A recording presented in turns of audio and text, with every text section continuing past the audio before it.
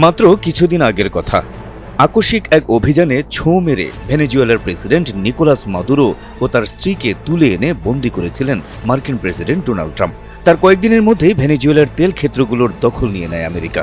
কোনো যুদ্ধ ছাড়াই নিজের উদ্দেশ্য সাধন করতে পেরে মহা খুশি যুদ্ধপ্রিয় ডোনাল্ড ট্রাম্প। আর সেই খুশিতে যেন আকস্মিক হামলা চালিয়ে বসেছিলেন মুসলিম বিশ্বের অন্যতম সাহসী দেশ ইরানের উপর। কিন্তু ইরানের বেলায় এসে যেন সেই 2-2 4-এর হিসাবটা কিছুতেই মেলাতে পারছেন না মার্কিন অধিপতি। খুব সহজেই ইরানকে কাবু করা যাবে এমন ভাবনায় এখন ঘরেই হবে বিয়ে বাড়ির পোলাও, যদি থাকে আকিজ এসেনশিয়াল সুগন্ধি চিনি গুঁড়া চাল।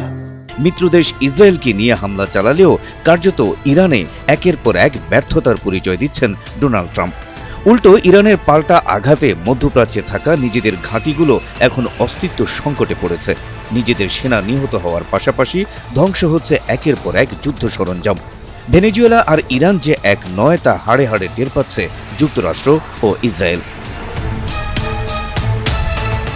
28 ফেব্রুয়ারির আকস্মিক হামলায় ইরানিরা হারিয়েছে তাদের প্রিয় নেতা আয়াতুল্লাহ খামেনিকে, হারিয়েছে ঊর্ধ্বতন সামরিক কর্মকর্তা সহ প্রায় 2000 মানুষ, কিন্তু এখনও হারায়নি তাদের মনোবল আর আত্মবিশ্বাস। যুদ্ধের 13 দিন পার হওয়ার পরও ইরানের পক্ষ থেকে আসছে একের পর এক ভয়ঙ্কর ক্ষেপণাস্ত্র হামলা। মার্কিন ঘাঁটিগুলো ধ্বংসের পাশাপাশি ইসরায়েলকে হামলার পর হামলায় একরকম তটস্থ রেখেছে ইরান। শুধু তাই নয়, যুদ্ধের এই পর্যায়ে এসে সরাসরি আমেরিকার ক্যালিফোর্নিয়ায় হামলার হুমকিও দিচ্ছে মোজতবা খামেনির সৈন্যরা।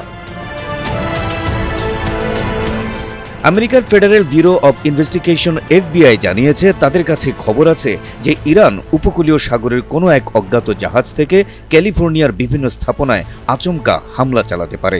সে লক্ষ্যে তারা এরই মধ্যে প্রস্তুতি চূড়ান্ত করে ফেলেছে।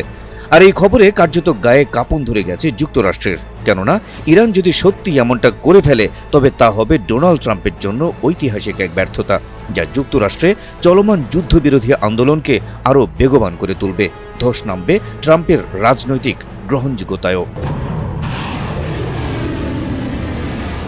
এ অবস্থায় ইরান যুদ্ধে আগেভাগেই নিজেদের জয়ী ঘোষণা করে যুদ্ধ বন্ধের পদক্ষেপ নিতে ট্রাম্পের উপর চাপ বাড়াচ্ছেন তার বেশ কয়েকজন উপদেষ্টা। তারা ট্রাম্পকে সতর্ক করে বলছেন, ইরানে আমেরিকা ইসরায়েলের হামলার কারণে জ্বালানি তেলের দাম এরই মধ্যে বেড়ে গেছে। এটি যদি আকাশচুম্বী হয়ে যায় তবে এর জন্য বড় ধরনের রাজনৈতিক মাশুল গুনতে হতে পারে ট্রাম্পকে।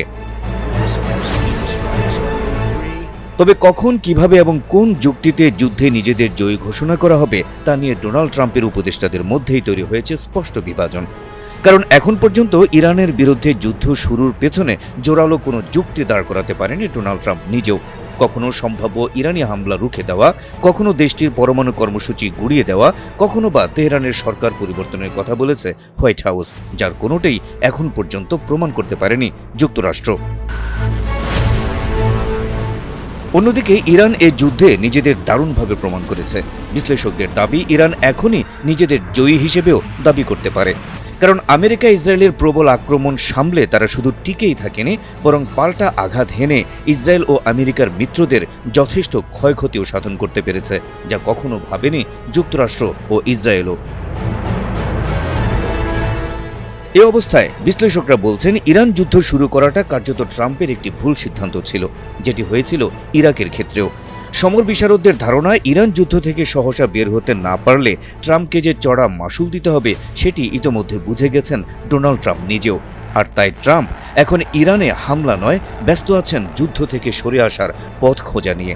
ট্রাম্প যুদ্ধবন্ধের এমন একটি সম্মানজনক উপায় বের করার চেষ্টা করছেন যাতে মানুষ আমেরিকাকে কাপুরুষ বলতে না পারে, যেন বলতে না পারে ইরানের ভয়ে যুদ্ধক্ষেত্র থেকে পালিয়ে গেছে আমেরিকা। সেই সাথে যেন অক্ষত থাকে ডোনাল্ড ট্রাম্পের ক্ষমতার চেয়ারটাও। Habib Russell, NTV online.